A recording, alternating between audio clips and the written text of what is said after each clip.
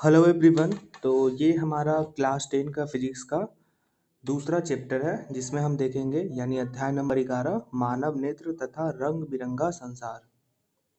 तो first important line है कि मानव नेत्र प्रकाश का उपयोग कर हमारे चारों ओर की वस्तु को देखने के लिए हमें समर्थ बनाता है। मतलब जो हमारे आंखों पर लाइट्स पड़ती है उसके माध्यम से हम क्या करते हैं, वस्तुओं को देखते हैं। ठीक है, तो पहली चीज है मानव नेत्र। आँख बंद करके हम वस्तुओं को गंध, स्वाद और उनके द्वारा उत्पन्न ध्वनि या उनके स्पर्श करके कुछ सीमा तक हम पहचान सकते हैं। मतलब अगर हम आँख बंद करते हैं तो हम सूंघ के क्या कर सकते हैं, गंध का पता लगा सकते हैं। कुछ खा कर किसका पता लगा सकते हैं, स्वाद का पता लगा सकते हैं। आसपास के जो वातावरण है उसमें अगर गाड़ियाँ चल रही है, गाने बन रहे हैं या कोई बात कर रहा है तो ध्वनि के माध्यम से हम सुन सकते हैं। ठीक है, तो ये कुछ ऐसे ही दिया हुआ फालतू की चीज़ें, ये सब इम्पोर्टेंट नहीं है। ओके, अगला है कि एस का लेंस निकाय एक प्रकाश सुग्राही पर्दा होता है जिसे रेटिना या दृष्टि पटल कहते हैं। मतलब जहाँ पे हमारा प्रकाश पड़ता है, जहाँ पे सुग्राही पर्दे होते हैं उसे हम क्या कहते हैं, रेटिना यानी दृष्टि पटल। यानी जहाँ पे हम प्रकाश को अभिभूत करते हैं, जहाँ पर प्रकाश प्रतिबिंब अपना बनाता है यानी वो अपना चिन्ह छोड़ता है। ठीक है, प्रकाश एक पतली झिल्ली के माध्यम से नेत्र में प्रवेश करता है। ठीक है, इस झिल्ली को हम क्या कह सकते हैं, तो कॉर्निया या स्वच्छमंडल। तो एग्जाम में दो तीन तरीके से क्वेश्चन आएगा। पहला क्या आएगा कि हम नेत्र में कहाँ पर प्रकाश सुग्राही पर्दे के माध्यम से प्रतिबिंब बनाता है, तो रेटिना या दृष्टि पटल पे, पहला क्वेश्चन। दूसरा क्वेश्चन पूछा है कि प्रकाश किसके माध्यम से हमारे नेत्र में प्रवेश करता है, तो कॉर्निया के माध्यम से या उसे हम क्या कहते हैं, स्वच्छमंडल के माध्यम से।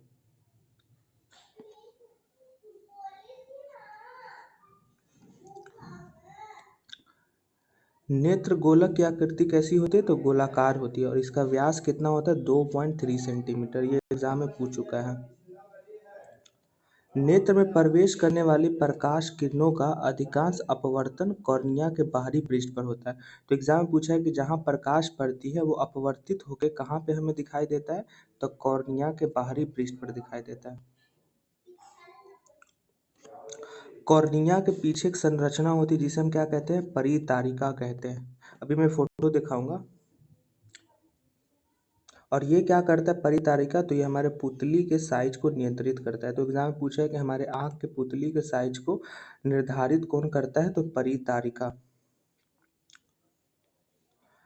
अगला है कि अभिनेत्र लेंस जो है वो हमारे रेटिना पर वस्तु को उल्टा या वास्तविक प्रतिबिंब बनाता है। तो एग्जाम में पूछेगा अगर हम कोई वस्तु को देखते हैं तो उसका उल्टा या वास्तविक प्रतिबिंब कौन बनाता, तो अभिनेत्र लेंस।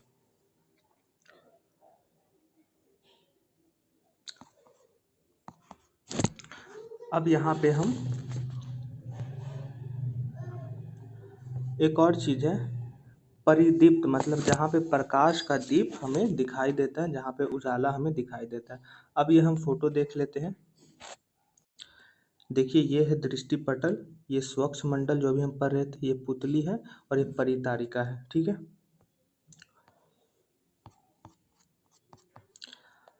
कुछ इंपॉर्टेंट चीजें हैं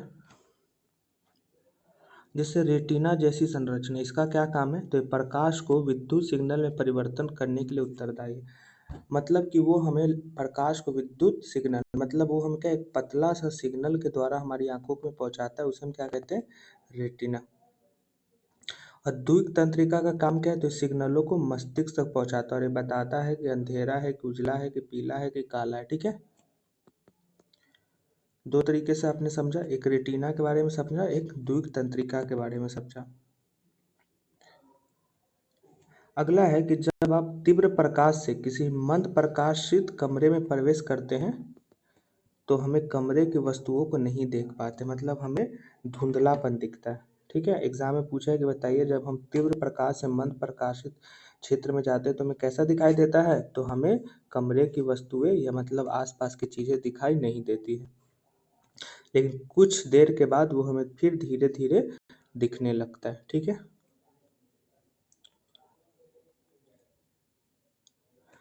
आंखों की पुतली प्रवृत्ति द्वारक की भांति कार्य करती है, जिसके साइज को परितारिका की सहायता से बदल सकते हैं।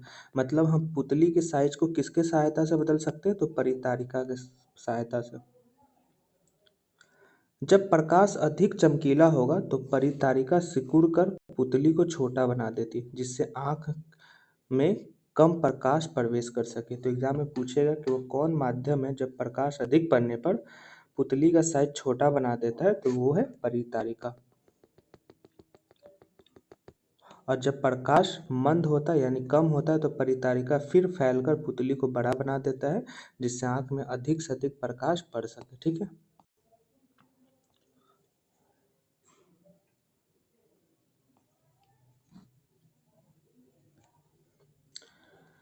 इसमें जो इम्पोर्टेंट चीज़ें हैं वो हम देखते हैं।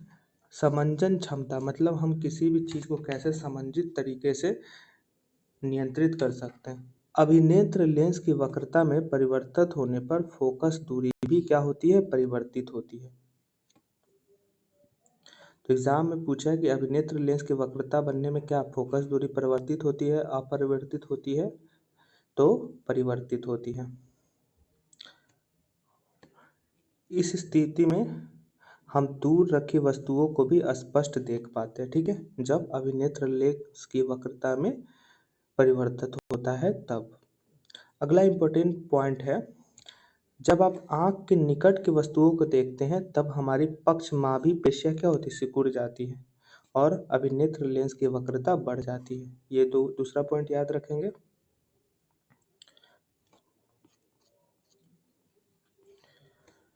अगला इम्पोर्टेंट पॉइंट है कि किसी वस्तु को आराम से सुस्पष्ट देखने के लिए आपको नेत्र में कम से कम 25 सेंटीमीटर दूरी पर रखा जाता है। मतलब हम किसी चीज़ को कैसे आसानी से देख सकते हैं? तो 25 सेंटीमीटर की दूरी पर, नहीं तो वो हमें धुंधलापन दिखाई देगा। किसी सामान्य दृष्टि के तरुण वयस्क यानी यंग इंसान के लिए निकट बिंदु की आंखों से दूरी लगभग 25 सेंटीमीटर होती है। मतलब निकट वस्तु को देखने के लिए किसी यंग मैन को कितनी ज़रूरत है? तो 25 सेंटीमीटर ही। और अनंत दूरी को भी देखने के लिए कितना ज़रूरत है? तो 25 सेंटीमीटर ही। ठीक है, अगला है मोतियाबिंद किसे कहते हैं? तो मोतियाबिंद में जब हमारा अधिक आयु हो जाता है ना तो हमें क्रिस्टीय लेंस दूधिया तथा धुंधला दिखता है, जिसे हम क्या कहते हैं? मोतियाबिंद है। इससे क्या हो जाएगा कि हमारे दृष्टि यानी देखने की क्षमता में कमी हो जाएगा। अगला है कि मोतियाबिंद का इलाज कैसे संभव है? तो सर्जरी के माध्यम से यानी शल्य चिकित्सा के माध्यम से ही मोतियाबिंद का इलाज संभव है। कुछ यहाँ पे इम्पोर्टेंट चीज़ें हैं। मानव के एक नेत्र का क्षैतिज दृष्टि क्षेत्र लगभग कितना है? तो 150 डिग्री। और दो नेत्रों का लगभग कितना है? 180 डिग्री। मतलब वो 150 डिग्री तक एक आंख से देख सकता है और दोनों आंख से 180 डिग्री देख सकता है। ठीक है, शिकार करने वाले जंतुओं के दो नेत्र प्रायः उनके सिर पर विपरीत दिशा में स्थित होते हैं। ऐसा क्यों होता है? क्योंकि उससे उन्हें अधिक दूरी देखने में मदद मिलता है।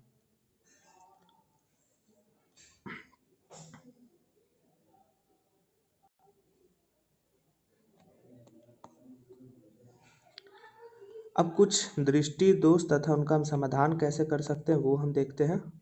तो कुल मिला के हमें 3 तरीके के दृष्टि दोष देखने को। निकट दृष्टि जिसे हम क्या कहते हैं? मायोपिया। एग्जाम में सीधे पूछा है, निकट दृष्टि को हम क्या कहते हैं? मायोपिया। दीर्घ दृष्टि यानी मतलब हम दूर की दृष्टि नहीं देख पाते, उसे हम क्या कहते हैं? हाइपरमेट्रोपिया। और जरा दृष्टि उसे हम क्या कहते हैं? प्रेस बायोपिया। ठीक है, तो पहले हम देखते हैं निकट दृष्टि दोष। इसमें क्या होता है कि हम दूर की रखी वस्तुओं को नहीं देख पाते। निकट मतलब नजदीक को देख पाते हैं लेकिन दूर को नहीं देख पाते। इसमें क्या होता है कि कोई जो वस्तु का प्रतिबिंब है ना वो रेटिना पर न बन के रेटिना के सामने में बनता है। ठीक है, इससे हमें क्या होता है कि दूर की वस्तुएं दिखाई नहीं देते। अब इस रोग के कारण क्या क्या हो सकता है? तो ये हमारे अभिनेत्र लेंस की वक्रता का अधिक होने के कारण हो सकता है। यह नेत्र गोलांग का लंबा हो जाने से हो सकता है। ठीक है, अब है कि हम निकट दूरदृष्टि को दूर कैसे कर सकते हैं, तो अवतल लेंस का प्रयोग करके यानी अपसारी लेंस का प्रयोग करके। तब हमें क्या होगा कि हमें बड़ी बड़ी चीज़ें दिखेगी, तब जाके हम दूर की भी चीज़ों को आसानी से देख पाएंगे। अगला है दीर्घ दृष्टि दोष। तो इसमें हम दीर्घ यानी दूर की वस्तु देख सकते हैं बट नज़दीक का वस्तु नहीं देख सकते हैं। इसमें क्या होता है कि ऐसा दोष युक्त व्यक्ति का निकट बिंदु समान निकट बिंदु से 25 सेंटीमीटर दूर हो जाता है। मतलब जो हमें देखना चाहिए था 25 सेंटीमीटर, उससे हम नहीं देख पाते हैं। इसमें क्या होता है कि जो हमारा प्रकाश की किरणें हैं वो रेटिना के पीछे फोकस होता है। उसमें हम क्या देखा, आगे फोकस होता है, इसमें हम क्या देख रहे हैं कि पीछे फोकस होता है। अब इसमें क्या क्या उत्पन्न होने का कारण क्या क्या है, तो इसमें अभिनेत्र लेंस की फोकस दूरी का अधिक हो जाना है, ठीक है। नेत्र गोलक का छोटा हो जाना है। इसके लिए अगर इसके इलाज के लिए हम कौन सा लेंस का उपयोग करेंगे, तो वो हम करेंगे अभिसारी लेंस यानी उत्तर लेंस। इससे हम क्या होगा कि हम कोई भी चीज़ को बड़ी दूर तक आसानी से देख सकते हैं। नज़दीक की वस्तुओं को भी हम बहुत आसानी से देख पाएंगे, ठीक है। अगला है जरा दूर दृष्टि दोष। इसमें क्या होता है ना, इसमें निकट बिंदु दूर हट जाता है और चश्मे के बिना पास के वस्तुओं को हम नहीं देख पाते, ठीक है। और ये ऐसा क्यों होता है, तो पक्षमावी पेशियों के धीरे धीरे दुर्बल होने तथा क्रिस्टीय लेंस के लचीलेपन में कमी आने के कारण हमें जरा दूरदृष्टिता होता है, ठीक है। इसके उपाय के लिए हम क्या करेंगे, तो बाईफोकल लेंस यानी द्विफोकी लेंस का इस्तेमाल करेंगे, जिसमें एक अवतल होगा और एक उत्तल लेंस होगा। अब इसमें भी इम्पोर्टेंट है कि ऊपरी भाग में अवतल लेंस, तो ऊपरी मतलब ऊपर की बात कर रहा है, मतलब मोटी बात कर रहा है, यानी अवतल लेंस, ठीक है। और नज़दीक और दूसरी तरफ पिछले भाग में उत्तल लेंस। तो उत्तल में हम देखते हैं कि पीछे मतलब छोटी बिंदु की बात कर रहे हैं, तो उत्तल लेंस नीचे में। दोनों एग्जाम में पूछ सकता है कि ऊपर में कौन होता है, नीचे में कौन होता है।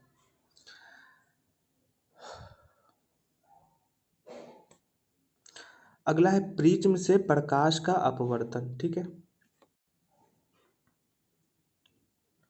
तो यहाँ पे क्या होता है कि जब दो पार्श्व फलकों के बीच में कोण बनता है तो उसे हम क्या कहते हैं, प्रिज्म कोण कहते हैं।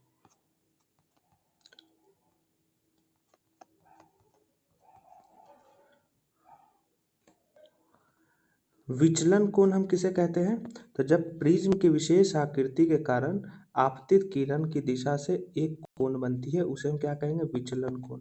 मतलब कोई आपतित मतलब कोई आने वाला किरण से क्या होगा, विचलन पैदा होगा। जब घर में कोई नया मेहमान घुस जाता है तो क्या होता है, विचलन पैदा होता है। तो इस तरीके से भी हम याद रख सकते हैं।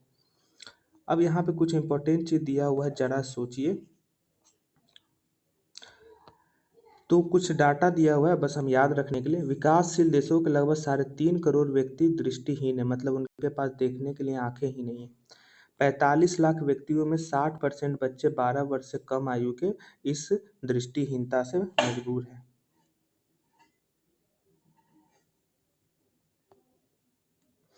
अब इम्पोर्टेंट है कि नेत्र दान कर सकते हैं, जिससे हमें आंखों के जो लोगों के पास नहीं, उसको हम संभव मदद कर सकते। तो कौन कौन लोग नेत्र दान कर सकते हैं, तो पहली बात, किसी भी आयु वर्ग या कोई भी लिंग, महिला पुरुष कोई भी नेत्र दान कर सकती है।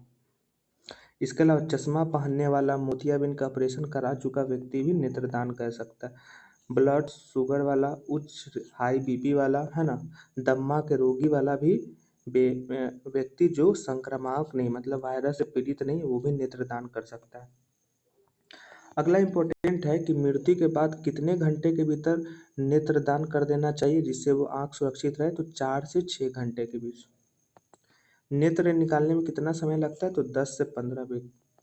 अब है कि कौन नेत्रदान नहीं कर सकते, तो एड्स पीड़ित, हेपेटाइटिस बी और सी पीड़ित, रेबीज जो कुत्ता काट लेता है वो बीमारी से पीड़ित, लुकीमिया से पीड़ित व्यक्ति भी नहीं कर सकता, टेटनस जिसको हो गया हुआ है उसे भी वो भी नहीं कर सकता, ठीक है।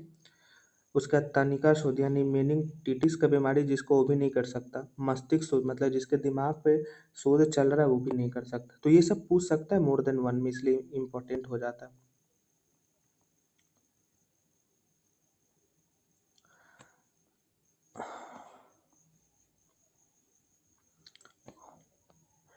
अब प्रिज्म में होता क्या है, अभी हम प्रिज्म पढ़ रहे थे, सॉरी मैं ऊपर चला गया था। तो प्रिज्म में बेसिकली क्या होता है कि जो आपतित श्वेत प्रकाश के रंगे रहते हैं ना, वो विभक्त हो जाते हैं, मतलब वो अलग अलग रंगों में विभक्त हो यानी फैल जाते हैं। ठीक है, कौन कौन से वो रंग हैं? बैंगनी, जामुनी, नीला, हरा, पीला, नारंगी, लाल, है ना। तो इसको हम कैसे याद रखेंगे? वीव गयोर। वीव से वायलेट, आई से इंडिगो, बी से ब्लू, जी से ग्रीन, वाई से येलो, ओ से ऑरेंज और आर से रेड। ये डायरेक्ट पूछा कि बताइए प्रिज्म में प्रकाश के रंगों का क्रम बताइए। तो आप विप गयोर शॉर्ट फॉर्म याद रखेंगे तो आपको याद हो जाएगा। और इन सबको हम मिला के क्या कहेंगे? स्पेक्ट्रम। मतलब स्पेक्ट्रम मतलब क्या होता है कि जो प्रकाश की ये विपगयोर के सातों रंग फैल रहा है ना, उसे हम क्या कहते हैं? स्पेक्ट्रम। जब प्रकाश के अवयवों में विभाजन होता है तो उसे हम क्या कहते हैं? विक्षेपण। विक्षेपण में क्या मतलब विक्षेपित होना, मतलब अलग अलग करना।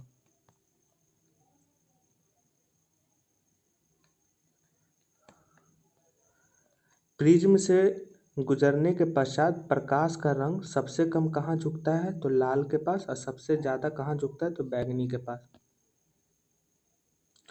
न्यूटन ने सर्वप्रथम सूर्य का स्पेक्ट्रम प्राप्त करने के लिए किसका उपयोग किया था? तो कांच के प्रिज्म का उपयोग किया था। सूर्य का प्रकाश कितनों वर्णों से मिलकर बना है? तो 7 वर्णों से मिलकर बना है। कोई भी प्रकाश जो सूर्य के प्रकाश के सदृश स्पेक्ट्रम बनाता है, मतलब उसी समान स्पेक्ट्रम बनाता है, यानी उसी समान 7 रंगों को विभक्त करता है, तो उसे हम क्या कहते हैं? श्वेत प्रकाश। इंद्रधनुष कब दिखता है? तो वर्षा होने के बाद दिखता है। यह आकाश में जल के सूक्ष्म कणों में दिखाई देने वाला प्राकृतिक स्पेक्ट्रम है। यह आप इंद्रधनुष की घटना देख सकते हो। इंद्रधनुष कैसे होता है? तो यह वायुमंडल में उपस्थित जल की सूक्ष्म बूंदों द्वारा सूर्य के प्रकाश के प्रक्षेपण के कारण प्राप्त होता है। वेरी वेरी इंपॉर्टेंट ये लाइन। इंद्रधनुष सूरज के किस दिशा में बनता है? तो विपरीत दिशा में बनता है।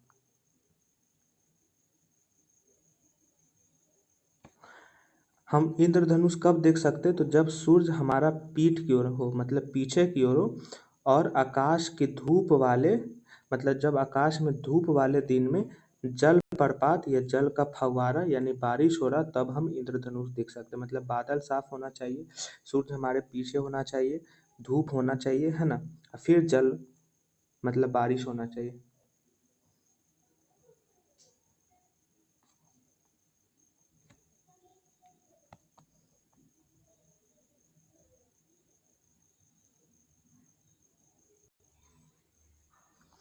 अगला है वायुमंडलीय अपवर्तन। मतलब अपवर्तन की घटना क्या होता है? जैसे आग के तुरंत ऊपर की वायु अपने ऊपर के वायु की तुलना में अधिक गर्म होती है। मतलब जैसे ये आग जल रहा, ओके, ये आग जल रहा, जाओ सॉरी, ये जैसे आग जल रहा, ठीक है, ये आग फ्लेम हो रहा है नीचे से, तो ये जो धुआं, ये जो वायु उठेगा, तो ये क्या होगा? यहाँ पे उठेगा, ठीक है, और यहाँ पे वायु, तो गर्म यही होगा ना, तो ये यहाँ पे लिखा हुआ है। गर्म वायु अपने ऊपर की वायु ठंडी की तुलना में हल्का कम सघन होता है, क्योंकि अभी हीटेबल है, मतलब ये ज़्यादा हीट करे तो जो गर्मीला चीज़ होता है क्या होता है? सघन उसका कम होता है, ठीक है ना।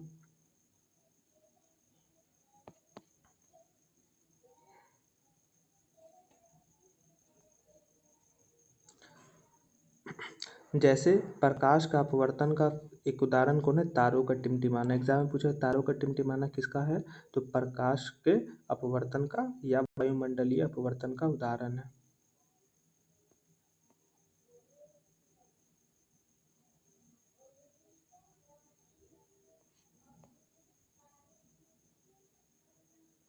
ये सब इम्पोर्टेंट नहीं है, तो ये सब उतना देखने की जरूरत नहीं, आप पढ़ सकते हो, बट इसलिए मैं धीरे धीरे चला रहा हूँ।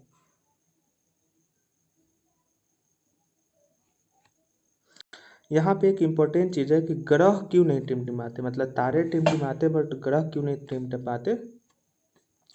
तो इसलिए नहीं टिमटिमाते क्योंकि ग्रह तारों की अपेक्षा पृथ्वी के बहुत पास है, ठीक है ना, इसलिए नहीं टिमटिमाते।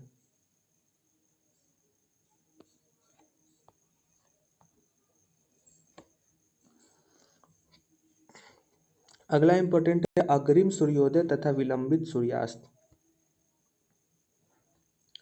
वायुमंडलीय अपवर्तन के कारण, पहला बात है कि वायुमंडलीय अपवर्तन, इसके कारण सूर्य हमें वास्तविक सूर्योदय से 2 मिनट पूर्व दिखाई देने लगता है।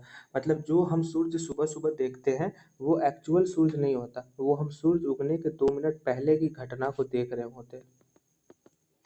तथा वास्तविक सूर्यास्त मतलब सूर्य डूबने का जो वास्तविक, मतलब जो वास्तविक में सूर्य डूबता है वो हम लगभग 2 मिनट पश्चात देखते हैं। मतलब सूर्य डूबने के पूरी तरीके से डूब जाता है उसके बाद भी हम 2 मिनट तक देखते रहते हैं, तो उसे हम क्या कहते हैं, वास्तविक सूर्यास्त के बाद तक देखने वाला 2 मिनट का समय। तो यहाँ पे ये क्वेश्चन पूछेगा 2-2 मिनट वाला, ये याद रखना। वास्तविक सूर्यास्त तथा आभासी सूर्यास्त के बीच का समय अंतर कितना होता है, 2 मिनट का। और इसी कारण क्या होता है कि सूर्यास्त के समय और सूर्योदय के समय सूर्य की चक्रिका चपटी प्रतीत होती है।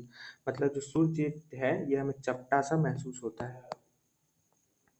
अगला है प्रकाश का प्रकीर्णन यानी स्कैटरिंग ऑफ लाइट। तो इसमें क्या होता है कि प्रकाश तथा हमारे चारों ओर वस्तुओं के बीच अन्योन क्रिया के कारण हमें प्रकृति में अनेक आश्चर्यजनक परिघटनाएं देखने को मिलती है, जैसे आकाश का नीला रंग, गहरे समुद्र का जल का रंग, सूर्यास्त तथा सूर्य के समय सूर्य का रक्तताप दिखना यानी लाल दिखना।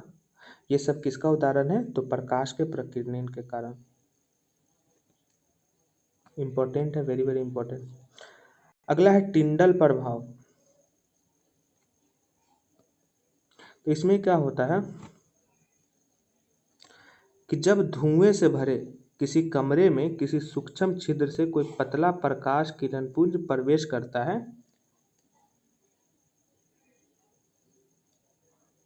या फिर जब किसी घने जंगल के वितान यानी खाली स्थान से सूर्य का प्रकाश गुजरता है, तो हम इसे क्या कहते हैं, टिंडल प्रभाव।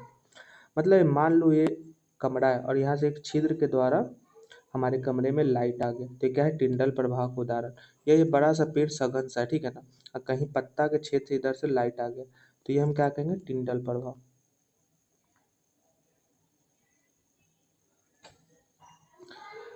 प्रकिरणित प्रकाश का वर्ण या करने वाले किस पे निर्भर करता है, तो साइज पे निर्भर करता है। अत्यंत सूक्ष्म कण मुख्य रूप से नीले प्रकाश का प्रकीर्णन करते हैं, जबकि बड़े वाले अधिक तरंगदैर्घ्य का प्रकीर्णन करते हैं। अगला इंपॉर्टेंट है कि स्वच्छ आकाश का रंग नीला क्यों होता है।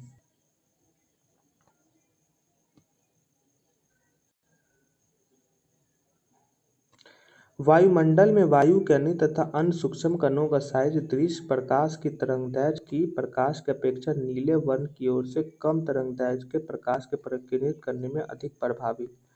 ये मतलब इम्पोर्टेंट नहीं है, ये बस दिया हुआ फालतू की चीज़ें पढ़ने के लिए। जो इम्पोर्टेंट है वो बताता हूँ। लाल वर्ण के प्रकाश की तरंगदैर्घ्य नीले प्रकाश की अपेक्षा लगभग 1.8 गुना अधिक होता है। तो एग्जाम में क्या पूछा है कि बताइए लाल वर्ण प्रकाश का तरंगदैर्घ्य यानी वेवलेंथ नीले प्रकाश की अपेक्षा कितना गुना होता है, तो 1.8, ठीक है। अगला है इम्पोर्टेंट है ये भी, जब सूर्य का प्रकाश वायुमंडल से गुजरता है तब वायु के सूक्ष्म कण लाल रंग की अपेक्षा नीले रंग को अधिक प्रबलता से प्रकीर्णित करते हुए देखते हैं। तो एग्जाम में पूछा है कि जब सूर्य का प्रकाश वायुमंडल से गुजरता है तो किसका प्रकाश का प्रबलता अधिक होता है, तो नीले रंग का, ठीक है।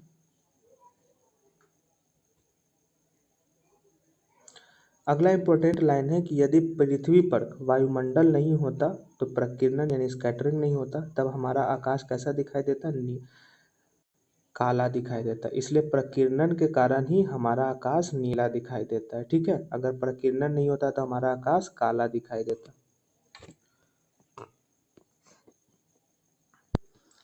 अगला है कि खतरे के संकेत यानी सिग्नल यानी ट्रैफिक सिग्नल पर प्रकाश का लाल रंग क्यों होता है, क्योंकि यह कोहरे या धुएं से कम प्रकीर्णन होता है, इसलिए इसे हम खतरे के सिग्नल के रूप में इस्तेमाल करें, क्योंकि इसका स्कैटरिंग कम है, मतलब फैलता कम है, ये फोकस ज़्यादा रहता है, ठीक है।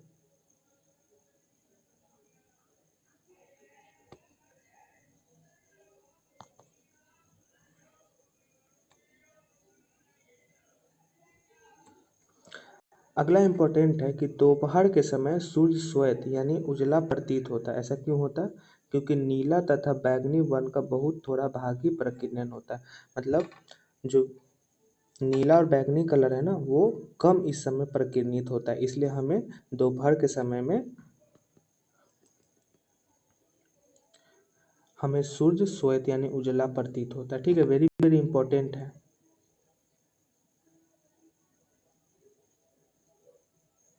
इसके अलावा है कि सूर्योदय तथा सूर्य के समय सूर्य लाल क्यों होता है? क्योंकि इस समय प्रकीर्णन क्या होता है? अधिक होता है। ठीक है, तो it's a very very important. कहाँ चलेगा? तो ये हमारा ना इम्पोर्टेंट था। उसके अलावा एक और है, हाँ, ये अभी हम देखे थे, प्रकाश के किरणन के कारण ही आकाश का रंग नीला, सूर्योदय तथा सूर्यास्त के समय सूर्य का लाल दिखना, ये सब प्रकाश के प्रकीर्णन के कारण ही होता है। ठीक है, वेरी वेरी इंपॉर्टेंट। जो इंपॉर्टेंट चीज था सब मैंने बता दिया। अब ये question number 1, question number 2, question number 3 और क्वेश्चन नंबर 4, ये आप अपने से बनाइए और साथ में क्वेश्चन नंबर 5 को भी बनाइए। ठीक है, इन पांचों क्वेश्चन को आप सॉल्व कीजिए, फिर हम मिलते हैं नेक्स्ट वीडियो में। आई थिंक ये लास्ट चैप्टर होगा। एक सेकेंड। तो इसके बाद हमारे पास 2 चैप्टर है, एक ये 12 चैप्टर अध्याय नंबर 12 और अध्याय नंबर 13, तो हम देखेंगे अगले वीडियो में। तब तक के लिए थैंक यू सो मच।